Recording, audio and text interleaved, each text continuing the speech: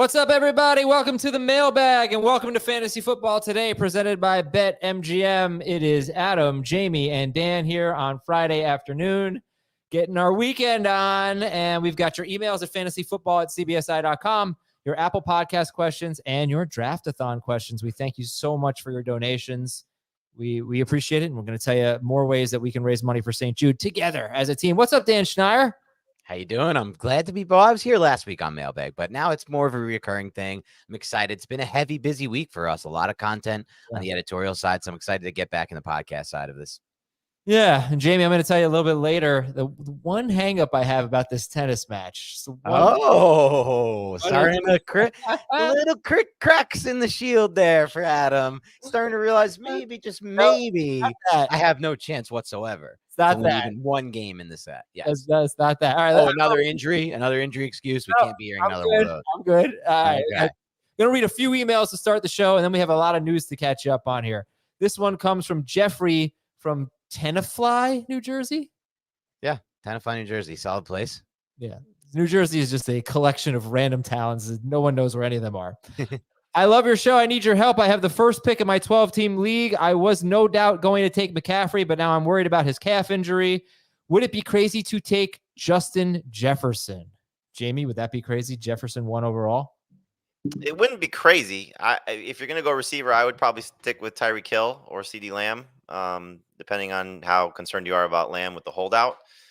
So I have those two receivers ahead of Jefferson. But look, if you have an inkling of a player, and we talked about this on the wide receiver preview, Adam, that it may not be as bad for Jefferson as we thought if Sam Darnold, just does the appropriate thing and throw him the ball. So if Jefferson's your guy, then take him. Yeah, Jacob Gibbs, I shout out his newsletter. Everybody go sign up. It's free. Go to Fantasy Football Today newsletter and Google and you'll find it. But he did the Minnesota Vikings projection this week, and he does deep dives into the data and the stats. And what Jefferson's been able to do at the NFL level is unparalleled to most receivers that we've seen come out, including these Hall of Famers, as he kind of referenced. So if you're taking the best wide receiver in football, I'm not going to say it's crazy. It's not the route I would go, but I'm not going to say it's crazy. All right, next email is from Brian.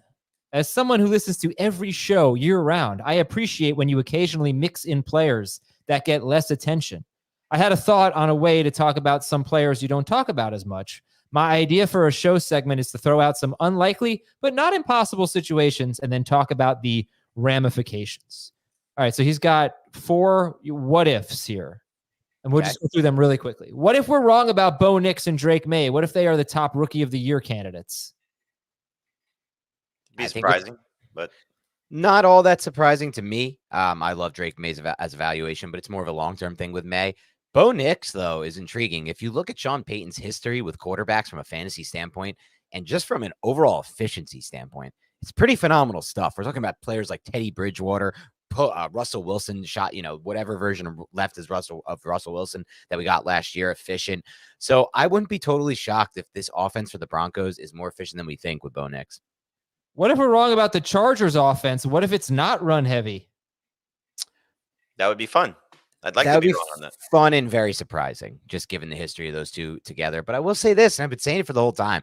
I think there's a good chance, if Herbert's fine from a health standpoint, that this could be the most efficient passing attack the Chargers have had in Justin Herbert's career. Because if you look back at that year where it was Colin Kaepernick's breakout with Roman and Harbaugh in San Francisco, he had averaged 11.5 yards per completion, one of the best in the NFL. There will be shot plays for this offense, play action-based shots where Herbert can have these defined looks down the field. You're going to be facing a ton of cover one with middle of the field closed, single high safety to defend the run, which means there's going to be some opportunities in the deep half of both sides of the field for Herbert to flash what I think is one of the best arms in the entire NFL, especially on the deep half where he combines velocity and touch. So I think there's a chance there could be the most efficient version of this Chargers offense in the passing game. Okay, I think there's a chance that they're more pass heavy than we think because they may not have a good running back. Gus Edwards or defense. By the way, can we stop drafting Kamani Vidal? I don't. He's 5th on the depth chart, and there's just no reason for it. He's just a name. He's just a rookie. At this, I don't know. That's how I feel. Don't read depth charts. I mean. The problem with ruling him out for me is that I don't have any trust that J.K. Dobbins can stay healthy at this stage of his career. We don't have to draft him, though. All right, fine, whatever. Draft him. Draft whoever you want. I'm not going to tell you what to do. I'm not going to sit here and tell you all who to draft. Your job. Yeah. I'll do one more. What if we're wrong about Marvin Harrison Jr.? What if he's no higher than third on his team in targets? No way. Then we're wrong about Kyler Murray, and we're probably too low on Michael Wilson and Greg Dortch. Well, I'll say this about those two. I think they fit perfectly within the system and within that whole feel. You have a Marvin Harrison, you have a Michael Wilson, and Greg Dortch. I really feel like I've made this move recently. Kyler Murray is moving way up my quarterback rankings. I currently just moved him over CJ Stroud, and I feel very comfortable about that one. Yes. As did I. Yeah, he's 6 for me. Oh, all right. This one is from Dave. I was comparing your PPR consensus rankings versus ESPN's, and I was wondering if you could talk a little bit about these big gaps. Mm-hmm. Devontae Adams is... Ours are better. Next question. Devontae Adams is number 31 on CBS, but number 19 on ESPN. I guess that's overall, not at wide receiver. Jamie, Devontae Adams were lower. We just did this, but go ahead. Don't ask Jamie about Devontae Adams. Hey, Dan, why don't you do the Adams one, because we did a whole thing on Adams on wide receiver preview part 2. Yeah, I mean, look, Adams is an interesting case because the positive side of this argument is look at what happened with Michael Pittman and Gardner Minshew last year. Minshew's a lock it in on your number 1 target guy, filtered targets through him. Could that happen with Adams? Sure. But the problem is we have uncertainty anyway when it comes to the quarterback position. We don't know if it'll be O'Connell. And the second side of it is the side Jamie brings up, which is a great side of it, which is look at the history. He's going to have to be a historical outlier at his age to continue to be as dominant as he's been. And if he's not as dominant as he's been, and that quarterback situation is what it is, and you've got a coach who wants to play 13-10 ball games right there, it's not a pretty scenario from a fantasy standpoint. I'm closer to ESPN. I'm team ESPN on this one. All right. I don't think Adams, he's not going to make it to 30. I'm closer to Jamie for sure on this one. But all right, next up, Marquise Brown is 61st on CBS and 86th on ESPN. And quick disclaimer here, I didn't fact check these. So basically, they're just Azer stats. Trusting Dave here in the email. Marquise Brown is 61st on CBS, but 86th on ESPN. Jamie, I think you just say we're higher, they're lower, we're higher. If you know to put the number to it. Look, he may fall considerably if we continue to move Rice up. So how much of Marquise Brown's early ranking and drafting was, Rice is going to miss X amount of games? I think that's got to be factored into where the ADP is a little bit, but I don't mind taking a chance on him, even if he's the second receiver for Kansas City or the third receiving option, because there's still so much upside in Patrick Mahomes' system and being paired with Patrick Mahomes and Andy Reid's system. So I'm not afraid to reach for Marquise Brown. Hollywood Brown has had a phenomenal camp so far. Patrick Mahomes said one thing people don't realize about him is that he can run the full route tree, and he's not just a deep receiver, and that's shown throughout camp. And for me, I already have preseason bets that Patrick Mahomes will lead the NFL in passing yards and lead the NFL in passing touchdowns. So this is the offense I want a bunch of pieces on. I'm buying Brown at his cost. I'm buying Worthy at his cost. I'm buying Rice at his cost. And I'm buying Kelsey at his cost. And we'll see where it goes with that. But I think we could be looking at a dominant passing season bounce back for the Chiefs here with these weapons around them. I think it sets up so nicely. You have the vertical guys creating space in the middle of the field for Rice and Kelsey. I don't exactly know how defenses will stop that. We'll see if I'm wrong about that. They'll try to beat the rookie left tackle that they're throwing out. That's a problem. Potentially. All right. Thank you, Dave. Yeah, there was another one there, but I'm going to go ahead and skip that because we have a lot of emails and a lot of questions to get to here, and plus all this news. Someone asked, how do I get my question read on the show? Well, you can go to tinyurl.com/draftathon2024, tinyurl.com/draftathon2024. And there you'll see we have, I think, still 50 new slots for mailbag questions to be read. Now, this next round probably going to be read on FFT Express, on our CBS Sports Network shows. I don't know if they're going to be on the flagship Fantasy Football Today podcast, but they will be read. Also, Jamie and I have mock drafts next week. Mine is Tuesday night, live stream on youtube.com/fantasyfootballtoday, 8 p.m. Eastern. There are spots available. You can join that for $50. Jamie's is Thursday at noon. There are spots available there. You can join that for $50. Why pay $50? Because it's going to St. Jude. And the most exciting thing is the Fantasy Football Today Open. You cannot find that yet on our page, tinyurl.com/draftathon2024. But if you go there Monday night at 8 p.m. Eastern, you will see 11 FFT Open leagues, 12 leagues, 11 spots in each of them. You can, I guess if you want the easiest path to victory, join the Dan Schneier League. And let's sell it out. Let's raise $33,000 and let's support St. Jude. While we're on the topic, Adam. Yeah. Did you have something else to say? I didn't want to cut you off. I saw you take a deep breath. No, we're good. Well, let's talk about this. We need to still figure out a way to raise money for St. Jude via our tennis match that we've been touting and talking about for a while and will happen at some point in the summer, coming up very soon. So we got to figure that out. But I heard from a little birdie before the show that, the level of confidence, you were a very confident man when it came to you versus me in this tennis match for reasons unknown to me, considering I played tennis my whole life. You just picked up a sport. Yes, I don't play anymore, but I'm more athletic than you. I'm stronger than you. I'm bigger than you, and I'm faster than you. But anyway, but okay. I am shorter than you, but everything else, and that's only by like 1 inch. Now, I heard there's a little chink in the armor here. A couple weeks ago on the pod, everyone heard you start to make the injury excuse. Oh, my elbow's hurting. I think I'm starting to get a sore knee. Now today, there's something else. There's another crack in the armor here, and something else has gone wrong. So now what is worrying you now? Why would you told Jamie for a show? I don't know, Jamie. I don't know if you should bet on me. I think we said it on the air, so people already know what you're talking about. And I'm a little hesitant to play this match, and here's why. Dan wants to come over, play the match, and then go out to dinner after. And I'm all about that. But I honestly, I don't want to let Dan shower in my house. Why not? So what it is, I don't want naked Dan in my house. Wow, you know what? What are you worried about me seeing those cockroaches that are flowing around the house? The old house. I just don't like people showering in my house. I'm just not comfortable. I can see Why that. don't you just go somewhere super casual? You don't have to really worry about showering. Well, you could shower at the tennis club. They have. Thank you. Thank you so much, Adam. I can shower at the tennis club. Gee, thanks. So I guess he doesn't even want me meeting his kids either, which I was looking forward to. Meeting the whole family. It was going to be a nice, wholesome moment for the FFT crew. But no, don't come in my house. Don't shower. He's going to be smelly from the match. He's like, it's going to be weird. I don't want smelly naked Dan in my house. You're assuming I'm going to have to break a sweat to beat you, which is a strong assumption on your part. But let me say this.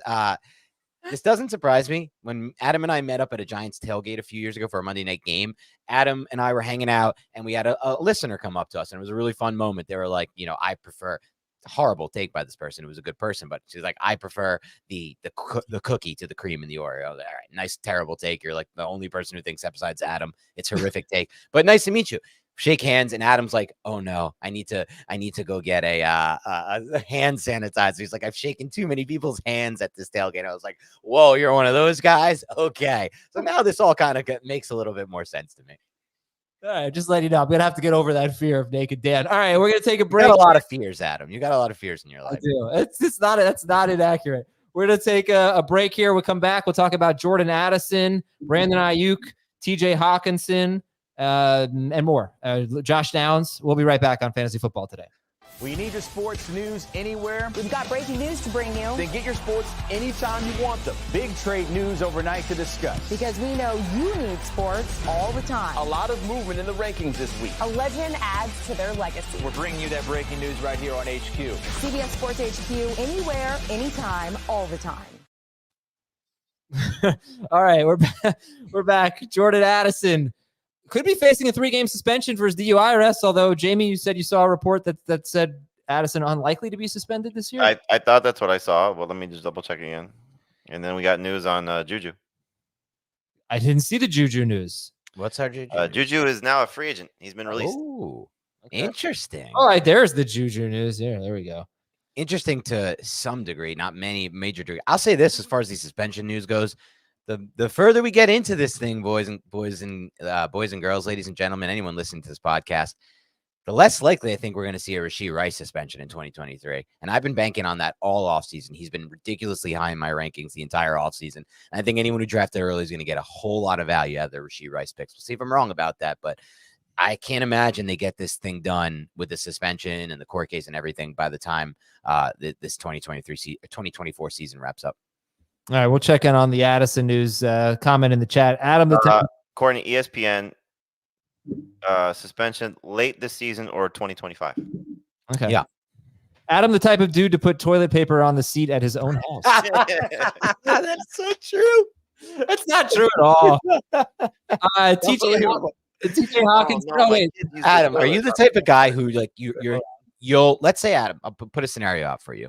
Ugh. You really, something happened, you ate the wrong kind of food, you didn't expect it, and you got to go. Number 2, you're out though. But you know that you have an hour-long drive ahead of you, but you really got to go. Are you the type of guy that's going to hold it in and try to make it back home just so because you're too scared to go in a public restroom? Or will you'll go in a public restroom? If I have to. But thanks for clarifying that it was number 2. Nobody was picking up on that. The Patriots decided not to trade for Brandon Ayuk. We're waiting to see if he maybe goes to the Steelers. TJ Hawkinson is expected back sometime in the first half. Okay. Jamie, did you adjust TJ Hawkinson in your rankings at all? No, he's still tight end 14. So if you're inclined to take 2, he's not a bad gamble as a second one. Obviously, it's a benefit if you have an IR spot in your league, but I just don't know what to expect from him until at least the end of the season. And at that point, he may be out of it. So I'm not so inclined. I'm definitely not drafting him as a starter. Lamar Jackson lost some weight. Feeling a little bit better about him. His bod. Josh Downs has a high ankle sprain. Alec Pierce and Adonai Mitchell could move up to wide receiver 2 for the Colts. Anthony Gold is having. There's actually a report today that Mitchell's playing in slot right now. Yeah, they did line him up in the, but I don't know if that's permanent. They lined him up in the slot. But yeah, so Josh Downs with a high ankle sprain. Jamie, does this boost Michael Pittman for you? No, we talked about this earlier this week that I forget which show, we've done a million. That if he was out for the season, then yes. But this is not a long-term injury. He may miss week 1 or week 2. I don't anticipate him missing, the first 4 or 5 games of the year. And so he's going to come back. He's going to be hopefully a factor. And they have other weapons now that they can lean on as well. All right. Next up, Russell Wilson. He's currently the starting quarterback for the Steelers. We'll see how this plays out. We'll see what goes on in preseason. Rondale Moore, Falcons wide receiver. He's out for the season with a knee injury. Mike Williams is off the PUP list. Do you guys... I was drafting Mike Williams in mock drafts with the thought of, I'll just stash him on my IR. Can't do that anymore. Does anybody have wide receiver 3 hopes for Mike Williams? At best. Faint at best. Hopes are faint at best. Okay. John Machota of The Athletic says that Rico Dowdle has to be the favorite to lead the team in rushing. Nah. Top 100 pick for anyone? Rico Dowdle? Yes. At the beginning of the process, I liked him more than I do now. I just feel very strongly that the Cowboys are going to add it back before the start of the season. Jaden Reed had a calf strain, but he returned to practice. Noah Fant has a foot injury for the Seahawks. They also signed center Connor Williams to a 1-year deal. Sean McVay downplayed Puka Nakua's knee injury. Bengals offensive coordinator Dan Pitcher said he is super pleased with both running backs. He said Chase Brown is explosive and Zach Moss is where he needs to be on every play. Okay, the battle continues. DeAndre Swift continues to have a good camp, getting a lot of good press. DeAndre Swift, and that includes as a pass catcher, been very involved there. Would you guys rather have DeAndre Swift or Najee Harris? Swift for me. Swift or Tony Pollard? Swift for me. Swift or Ramondre Stevenson? Swift for me. Ramondre. Matt LaFleur talked about Josh Jacobs and praised his ability to catch the ball. As mentioned on the running back preview, Josh Jacobs has never caught a touchdown in a ton of catches. Wow. Travis Etienne says he's getting more involved in the passing game. Matt Schneiderman of The Athletic discussed how Marshawn Lloyd's ball security issues could make a difference in the RB2 battle. Bit of a flipper in college as well. Cleveland running back Deontay Foreman, this is great news. He hurt his neck. He was carted off last week. He returned to practice. Giants quarterback Drew Lock left with a minor hip injury. Did not have a good night. Tyrone Tracy appeared to be the number 2 running back for the Giants. Eric Gray had a long touchdown run, but Tracy running ahead of him. And Tracy has also gotten the most first-team reps after Singletary so far in training camp. Denver tight end Greg Dulcich continues to have a good camp, and so does rookie wide receiver Devon Vele.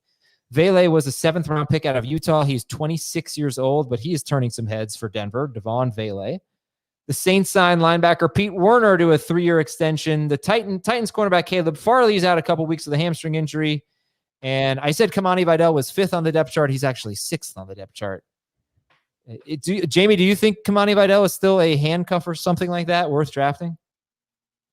I wouldn't draft him as a handcuff. I would draft him as a prospect that hopefully can win the job at some point during the year. But this is a long way to go if he's that low on the depth chart.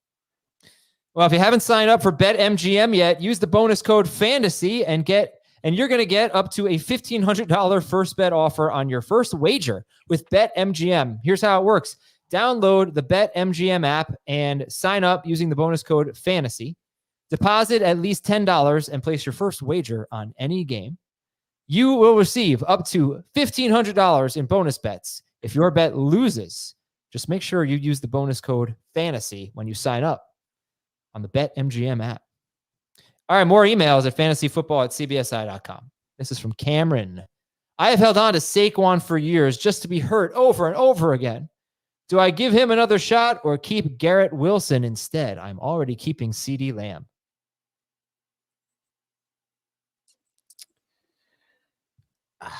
This is a tough one for me. Talking about two breakout players for me. I think I would go the Wilson route. You're calling Barkley a breakout player? Sorry, not two breakout players. Two players ranked in the same range. I don't know why I was thinking that. Wilson's a breakout candidate for me. Barkley not, for obvious reasons. But they're two players ranked basically back-to-back for me. I would go Wilson. I would as well. This is from Aaron in a former U.S. capital city. Former U.S. I don't capital know. city. How could a city? This is going to be a dumb question that's going to get laughed at. How could a city be a former capital city? I don't like know. A trick question or something? Yeah, I don't know. All right. Hey, Tim, Rex, Anthony, and Jesse. Oh, Toy Story? Oh, geez, Jamie. This is Say it again. I might have a shot. Tim, Rex, Anthony, and Jesse. And it's especially troubling that Jamie's not getting this. I got nothing. These are, I think, Gators quarterbacks. Oh, yeah. Rex Grossman, Anthony Richardson, Tim Tebow? Yeah. Tebow. Remember him? And who was the other one? Jesse Palmer. Jesse Palmer. I could have got Palmer if I got Jesse. Tebow was the least memorable for me. Interesting. Just kidding. I play in a 10-team half PPR league. I constantly find myself going wide receiver and running back in the first 2 rounds of my mocks, and I love it. The third round is where I start to get stumped. I'm typically deciding between Sam Laporta and James Cook. Where would you go with this build? And are you at all discouraged by taking both St. Brown and Laporta? Not discouraged by taking St. Brown and Laporta. What did he do in round 2? He receiver running back. So if you go receiver running back, I'm less inclined to go receiver running back, even though the value for James Cook is very good. Hey, hold on, Jamie, just real quick. It is a 10-team league. Then I would definitely go Laporta. I like the idea of going with the onesie positions in the 10-team leagues, and the onesie positions being quarterback and tight end. I do personally have a much higher rank overall, though, on Cook versus Laporta, so I will go with Cook. Not high on Laporta this year. When did we start calling them the onesie positions? I've been hearing it for years now. Really? We never hear that. That's never been said on this show. And I didn't say, is this show the world, Adam? Is this the only show that anyone talks about fantasy football? Or just wondering. The onesie positions? Yeah, the onesie positions. The positions where you only have to start one each week. Yeah, I understand. We have to call it that? The onesie? I don't know. What do you want to call it? Solo positions? Quarterback and tight end? It can't just call it that. It's going to say quarterback and tight end? Well, if you're shortening it, you say the solo positions or the onesie positions. By the way, there was a comment. I'm in on the onesie. I think it sounds good. This is from Landon. My brother the other day, who only listens to the show, said, I'm not sure about that Dan guy. I made sure to tell him that Dan is the best right after Adam, Jamie. Nice. Well, you're better than Jacob. You landed. Yeah, there you go. There you go.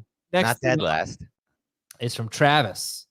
I know you haven't fired up the Team Name Tuesdays yet, but when you do, I liked Love to Read. It would be even better if you drafted the stack. Love to Read. I like it. Yeah, sure. You want to hear a not that funny story? Yeah, I like all your stories. So yeah. My sister's husband his name is Reed, and they were dating. Gosh, I don't even know, 15, 20 years ago. And my grandmother was pretty old at the time, didn't hear so well. And she, Reed was new to the family. And I was like, Grandma, do you like Reed? She's like, what? I'm like, do you like Reed? She goes, do I like to read? I'm like, forget it, Grandma. Like, yeah, just like read already. All right. No, that was a horrible story. Oh my god! Isn't it? Can't believe you even said that. That was Jamie. What happened there? There's like no punchline whatsoever This there. Bubby, let him Do cook. I like to read? Yeah, I thought it was funny. All right. The question. Oh no, we already got the question. The question now is from Casey. Dear Arthur, Danny, Deacon, and Spence. I think these are King of Queens characters. Yes. Oh my god, that was an amazing call by me. I told you, TV shows I can hit. TV shows I can hit. And that is an underrated show, by the way. Very underrated. That and Everybody Lives Raymond are just hilarious shows that everyone should watch. Like if we're talking about like Frasier versus those, it's just a different level of humor. Just complete. One's funny, the other's just not. And remind me, you've seen how many episodes of Frasier? Enough to know. You've seen 0. I've seen minutes. I've seen a few minutes. I find it extremely difficult to pick between this group of DJ Moore, Pittman, Waddle, Neighbors, Pickens, Higgins, and Devontae Smith. Can you talk about this group more and discuss your favorites? DJ Moore, Michael Pittman, Jalen Waddle, Malik Neighbors, Pickens, Higgins, Devontae Smith.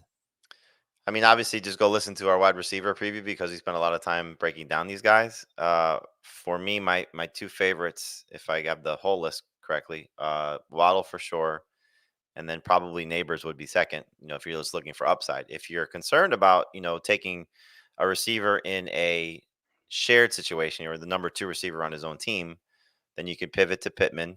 If you want to go that route, pivot to DJ Moore if you want to go the route. Those are actually my 2 least favorite guys in that group. But I generally would aim for the most upside. And for me, that's Waddle and Neighbors, with Pickens in his current state without Brandon Ayuk not far behind. Waddle and probably Devontae Smith are my 2 favorites out of this. If Devontae Smith takes over the Kellen Moore slot role, which is an if at this point, but if it does happen, he's in for a breakout year, in my opinion. Neighbors obviously belongs on that as well. I really like everyone from a value standpoint on this list, with the exception of 2 players. Pittman, who I've been out on all off season, don't buy into the changes that are going to be there. I think it's going to hurt him to have Richardson versus Minshew, both in the red zone and then from an overall target volume standpoint. And then Pickens, I was getting all in on Pickens. And now I just think this Brandon Ayuk thing is a matter of when, not if. We'll see if I'm wrong about that. And when that happens, it's going to really be a rough thing for George Pickens' value. For the standpoint of, look, it's Arthur Smith's offense. Can that sustain 2 wide receivers? That scares the hell out of me. She thought I was asking her if she liked to read. But I get what she was asking. Like, that's where we obviously were going to go with it. She's like, "Oh, do I like to read?" Yeah, but like, that's not that good. Like, there's nothing really to that. You had to be there. You had to be there. All right, this is from Joey. Full PPR Dynasty League, 4-point per passing touchdown. Who should I target at the 105? My quarterbacks are Lawrence and Watson. Again, this is a Dynasty League. By the way, that's my quarterbacks in the Big Burger League. My running backs are Javonte, Etienne, Chubb, and Pacheco. My receivers are Collins, Hill, wow, his receivers are loaded. Collins, Hill, Debo, Puka, Higgins, Jaden Reed, and Sutton. Funny story about Jaden Reed. I have McBride and Kelsey. The only way to make joke better is to tell it twice. Yeah, this team is really good, except maybe not running back. Is 105 too early to draft Caleb Williams or Jaden Daniels? And who should I target at that spot? 105. Wait, is it super flex or 1QB? It's super flex? No, it's not. Yeah, okay, it's not. I don't think in this format you need to go with Caleb Williams or Jaden Daniels. I'd be looking at Brock Bowers or Rome Odunze with this pick. I would assume if it's a 1 quarterback league, the top 3 picks are probably the 3 receivers. At least that's what I've seen in the rookie only drafts I've done. Yeah, you're probably right, actually. So no Odunze then in this scenario is not going to be available. And you may not have Williams because he may go at 4. Right. So the question is, do you want to take Jaden Daniels or Williams, whoever's sitting there? Or you say it's Trey McBride and who? He is McBride and Kelsey. I would take a quarterback. I wouldn't take Bowers. I have no problem taking the quarterback there. The only other thing would be is if you want to go with Jonathan Brooks, because you could maybe use another running back more so than a receiver or a tight end, assuming, again, it's not one of the top 3 receivers. So if the receivers are there of the top trio, I'd easily take that just for talent alone. If not, I'd go quarterback. Just like I would approach things if I ever got the opportunity, which I never will, to manage an NFL team. I'm not drafting for need ever in Dynasty. I'm drafting the players that I believe in evaluation-wise. Much stronger evaluation for me than on Bowers than any of those quarterbacks who will be there besides Caleb. And it's not 2 QB. And then I'm not going to go with Jonathan Brooks, so I don't have that strong of an evaluation on at a position that I do not like to invest in Dynasty. All right, this is from Jason. Says, hey, Steve, Brendan, and Sergey. I've been great at these lately. This one's going to be tough. Steve, Brendan, Sergey Bobrov. What's the guy on the Panthers? Bobrovsky. Do the rest of them work out? It's Fedorov. Sergey Fedorov? 97 Red Wings. You remember Fedorov? Steve Oh. Yzerman. Who the hell was Brendan? Brendan. Stop. You don't know. Stop. I actually kind of do have an idea of it. This is when I used to watch a little bit of hockey when the Devils were good. Brendan. I know who this is. Yeah. Brendan. It's Brendan Fraser. 10-team half PPR keeper league. It's a 3-receiver league. I think, and I'm keeping Breece Hall in the 5th round. Who would you pick at 10 and 11? The Elite 8 are available to draft except for Hall, but they'll all be gone. I'm hoping AJ Brown will be there. Puka's going to be kept. So I'm looking at Gibbs, Taylor, Garrett Wilson, and Marvin Harrison. If you're keeping Breece Hall and you're looking at Gibbs, Taylor, Garrett Wilson, and Harrison, who would you take at 10 and 11? Wilson, Harrison for me. The only concern would be is now you're locked into the Jets. But I think just given the fact that you're not talking about Breece Hall in round 1 and Garrett Wilson in round 2, I'm fine with it. Breece Hall in round 5 gives you the upside of. That's who it was. Brendan really Shanahan. Sorry, Jamie. Yeah, I would go with Wilson and probably Harrison just to get 2 receivers. Brendan Shanahan. That's who it was. Unless there's an IU trade, then I would consider Debo there. If Adam was nice, he would have just told me that instead of Brendan Fraser. Okay. The next email comes from Ryan. Dear some combination of Adam, Dave, Jamie, Heath, and Dan, I play in a 12-team half PPR league. For the past 10 years, our league has played with kickers and defense, but we finally came out of the Stone Age, and we are doing away with the former and adding an extra flex spot. Great move. And dropping the bench spots from 5 to 4. How does an extra flex and smaller bench change how you draft? I think it's half PPR. Yes. So you don't have to lock yourself into necessarily saying I need a receiver in a flex. It can go either way. If you have a running back that you tend to lean that you like, I tend to lean toward receivers more times than not, just because I think there's more value there in any sort of PPR format. When you have a shallow bench, I think depending on the direction that you go in terms of what you take first, if you have a position that you lean toward a little bit more, then you maybe want to put a little bit more emphasis on the other position, running back, receiver, on your bench spots, just to have a little bit more, lottery ticket type of guys. So like I felt like this a little bit in our super flex mock draft because I drafted 3 quarterbacks and my receivers were better than my running backs. So I spent a little bit more draft capital on running backs on the bench. When it got to a few points in the draft, I was like, I like these receivers a lot, but I don't know if I can afford to carry them. So I let them go and took some more running back depth. Biggest factor for me in this scenario is you don't want to be rostering nagging injury guys with a short bench like this. So I'm going to prioritize not investing in those players. And the other thing is I'm more likely to invest in a great quarterback and a great tight end because I don't want to be wasting bench spots on flyers at backup quarterback or backup tight end. We've got some funny emails coming up, including what one listener thought we all looked like. Yeah. So we'll take a quick break on Fantasy Football Today, and we'll come back right after this.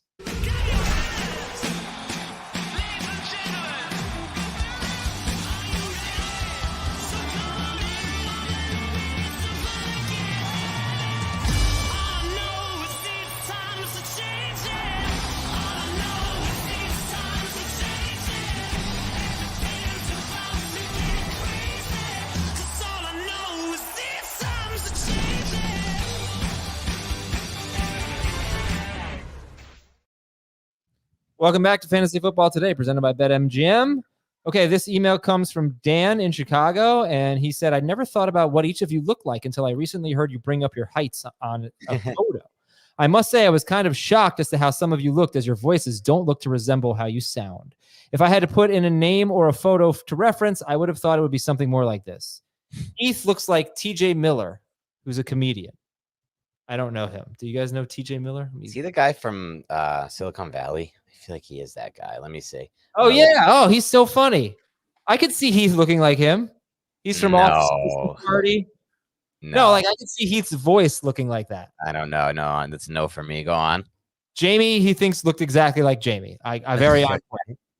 Dan, he thought looked like Orlando Bloom. Who is that? Wow. Yeah, it's a compliment. It's a compliment. Wow. Let's take a look at this. Orlando Bloom. Let's go, buddy. My man, who is this listener? Tell me what you need. Dan in Chicago. You need somebody to help you out with anything. Dan in Chicago. yeah. Dan in Chicago. He thinks Dave looks like Harvey Firestein. Oh, no. Oh, my God. Wait, Firestein? No, not the guy you're thinking of. No, not him. The guy from the Scoutfire. Okay. That got crazy for a second. And Adam looks like McLovin from Superbad. That's not too far off, is it? Yes, it is. What are you talking about? I know. To get you there. If there's anything that's way off, it's you look like McLovin, and my God, Dan does not look like Orlando Bloom. I know, Jesus. The McLovin thing isn't as far off though as I think we're both. That Dan looks like a young Jason Alexander. We've established that. Yes. No. You know what though? That's better. That I didn't like that one, but at least I like that one better than the one time on Beyond the Box Score. Someone's like, I think Dan looks like Kyle's cousin from South Park. that one was unbelievable. All right, there's a question from Dan is I'm at a 10-team league. Look at this. This is definitely Dan Schneider. Look at what he said. Most of you say to prioritize the onesie positions. Wow. Full PPR, we say to prioritize one receiver. So wide receiver. I'm in a 10-team league where we've expanded the rosters to make it more fun. We've got 2 flexes now. And a DST and 0.1 points per passing yard for a quarterback. Wow, that's a big deal. Considering you can start 5 receivers, would you prioritize that over everything else? Well, no. At 1.1 points per passing yard, you need a guy who's going to throw a lot of passes, and you need a passing yards guy. You don't want Anthony Richardson necessarily. Like this is 1 point for every 10 yards instead of every 25. That's crazy. That's where your priority needs to be. But other than that, PPR league where you can start up to 5 receivers. Yeah, I mean, heavy receiver build. Yeah. Okay. And then I just got a little heat for a food comment I made that I don't like hollandaise sauce. I think I said like I don't eat eggs Benedict because I don't like hollandaise sauce, and I did get sort of killed for that. Yeah, I mean it's great. Eggs Benedict's phenomenal, and hollandaise sauce is good. I don't know what your issue with it is. I don't know. It's just like. It's too much. It's too creamy. Too much what? It's too heavy. Okay, interesting. Do you dislike all heavy sauces like Alfredo and stuff like that? I don't really like Alfredo sauce. I like sauce. What do you like about vodka sauce? Okay, but yeah, I'm just gonna stick by no hollandaise sauce for me. But I got crushed for it a little bit. Okay. I did. Yeah. Let's do our draft-a-thon questions here. This comes from. Thank you for your donations, Mike in Wedgefield. Mike says, "Hey, Pat, Freddie, Billy, Blue, and Sam." Oh. These are 5 random NFL mascot names. Patriots, Falcons, Buffalo, Colts, and 49ers. Not a mascot I don't really have a question, more of a league commissioner thing. I've been the commissioner for 13 years, and I really enjoy it. But at this point, from August through the end of the year, it's become a part-time job. I do crazy, elaborate events to choose divisions and draft order, take on the responsibility of running the draft each year, which includes running the music playlist, setting up the draft boards, coordinating everyone's first-round pick to be read at a podium, with each owner getting their own walk-up music, buying custom league gifts, running a raffle to benefit a charity with sports memorabilia, etc. I feel like I've raised the bar so much that I don't know at what point I can take my foot off the gas or cut back so I can run my own draft properly. I've never won the league. However, I feel like I'd be letting down my best friend group by not keeping up with the monster that I've unfortunately created. I'm torn between being a world-class commissioner and winning a damn championship. Any input would be really helpful. I got it. Yeah, go ahead, Jamie. You first. I think you just keep doing what you're doing. I was going to say, I think it's more valuable to have this unbelievable league that you've created for the people in your friend group. Like given them something that no other commissioner is going to give them and I don't even know, like all those things you do are crazy. Even you're putting money into it.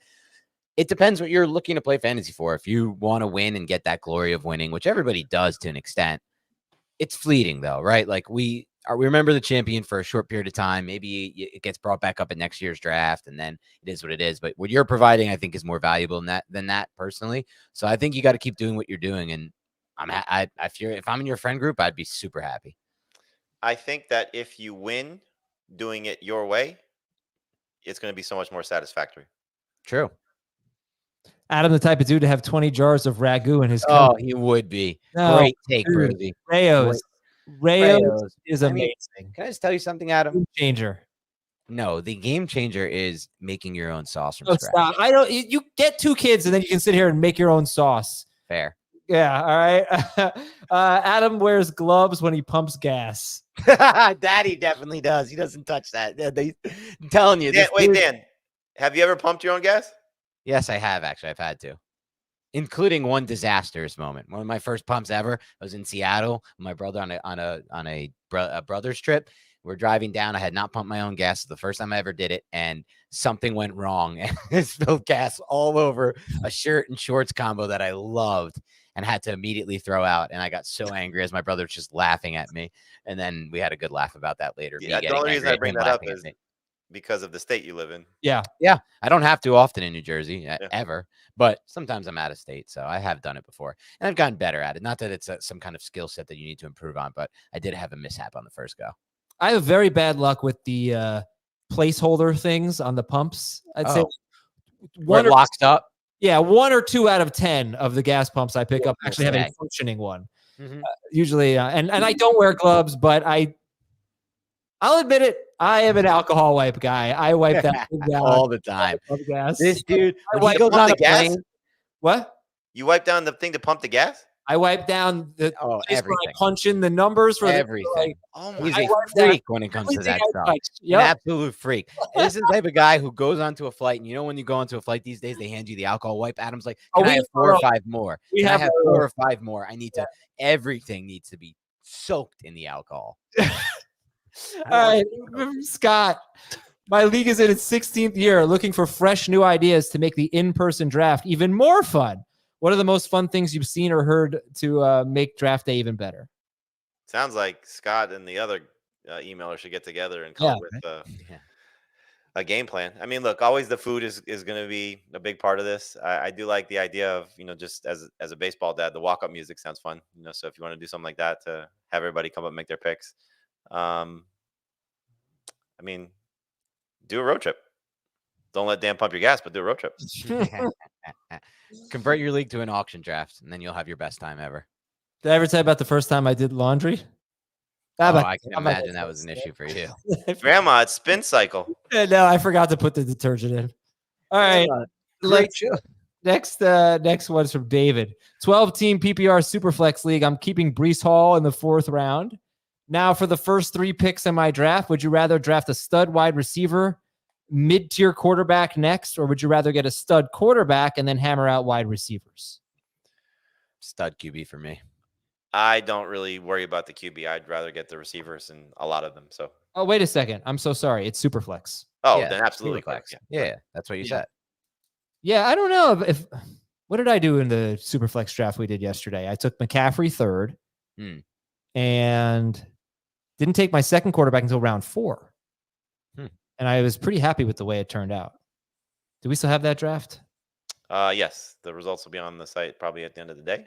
If you wouldn't mind indulging me, I'll look it up because I did something similar. I can tell you what I did. So I had the second overall pick. And I got Allen in round 1 because Hurts went first.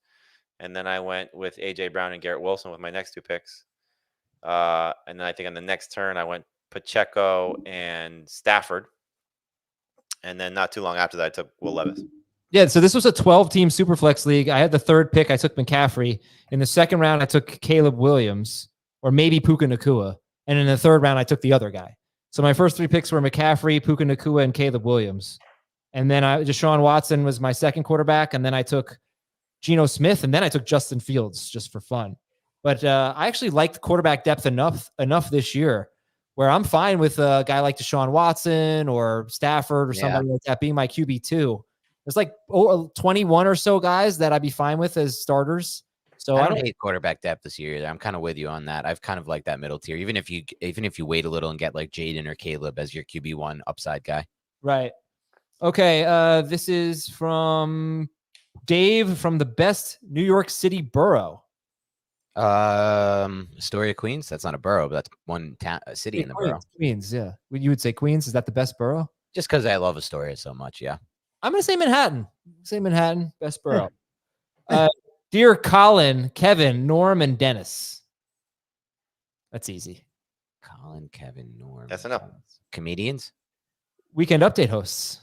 Yeah. 12-team, 1 QB league. I've been in it for 20 years. Whoa. Almost everyone rosters 2 quarterbacks and occasionally 3. It's kind of a self-fulfilling prophecy where, because we all know people roster two QBs, we know the waiver wire will be barren, making people want to roster a backup even more. How does this dynamic impact your draft/roster strategy? Important to note, there are not many trades in this league, and there are 7 bench spots. I mean, 7 bench spots. Okay, maybe get away with carrying 3. That just seems redundant to me, unless you're really taking a chance on somebody with upside like a Justin Fields. So if you want to take your starter, a high upside backup, and then really swing for the fences with somebody like Fields, like I don't want to carry Derek Carr. Like on my team, if I have 2 that should be okay. In the event of an injury, you should be able to. I know he said it's tough to find quarterbacks on the waiver wire, but I mean, think what happened last year, right? Joe Flacco became available and was a starter for a lot of people. Josh Dobbs was a guy that was on and off of rosters that helped people. Nick Mullins. Are you saying that in this league where it's a 12-team league where most people are drafting 2, if not 3 quarterbacks, that you're only going to draft 1? No, I would take 2. Oh, you would? I would Okay. not take 3. Okay, sorry. Like the third quarterback. What do you want to carry? Bo Nix? I would agree with you completely. Draft 2. Sorry, just Dan and I have to go soon. Sorry. Adam has to go soon. I do have to go soon, but so do you. Apple Podcast questions. This is from ICH and I don't know. Dear Mats, Daryl, Darcy, and Borge. That feels hockey-ish. I play in a weird 8-team, 2 QB, half PPR league with all of my closest friends. We choose to keep the league extremely small to keep the integrity of the league and tight competitiveness, as we've all been best friends. We went to high school together. With the draft coming up in the next month, I'm curious how you guys would treat drafting the quarterback position.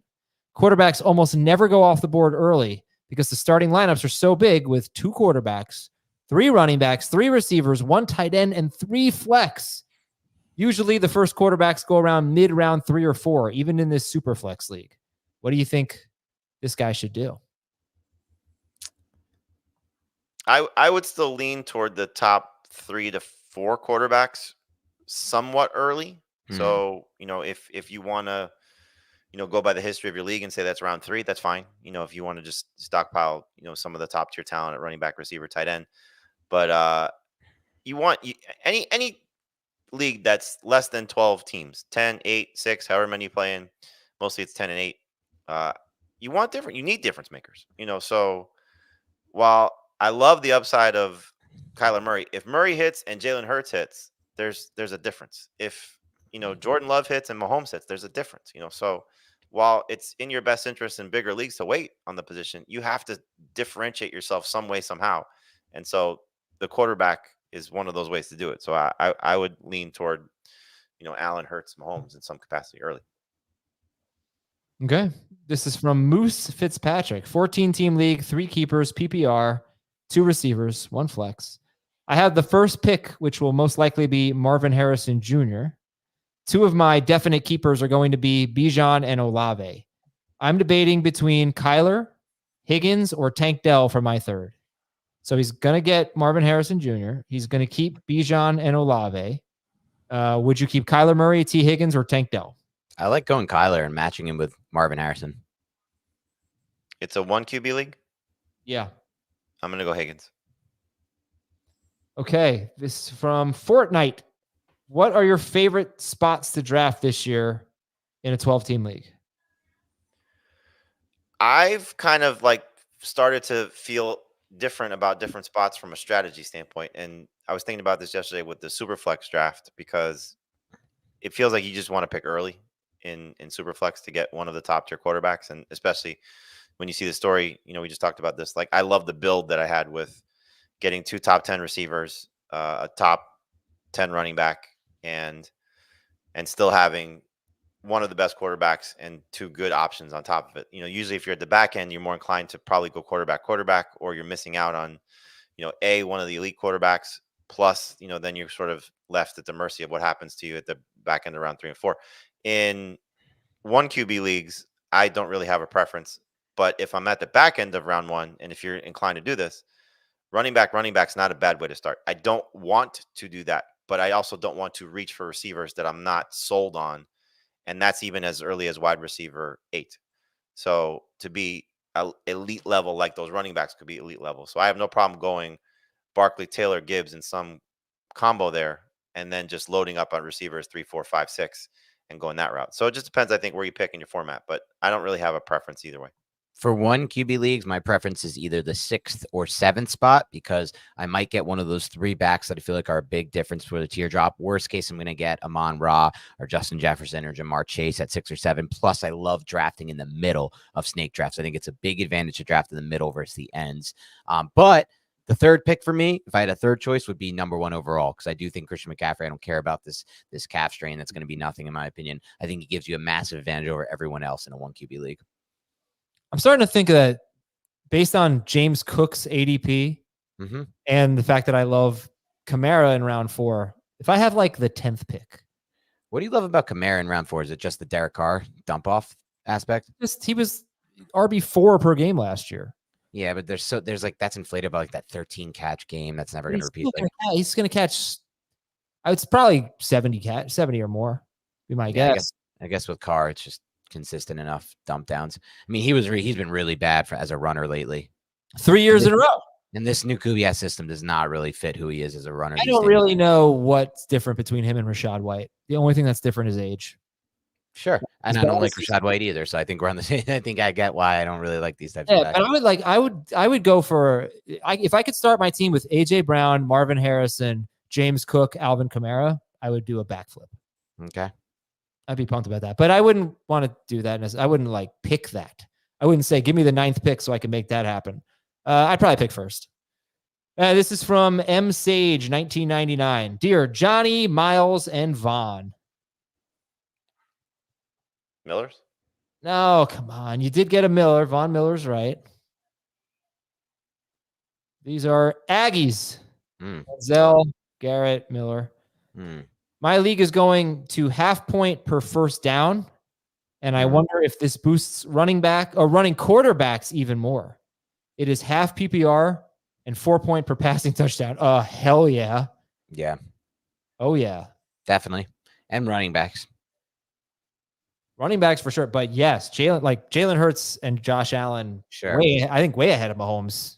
Not way. Should help Jaden Daniels too, players like that. Yeah, Jack. Like, who are your top 4 quarterbacks in this format? I would still put Mahomes 4th, but it would be the other 3 guys ahead of him. Yeah, Allen 1, Hurts 2.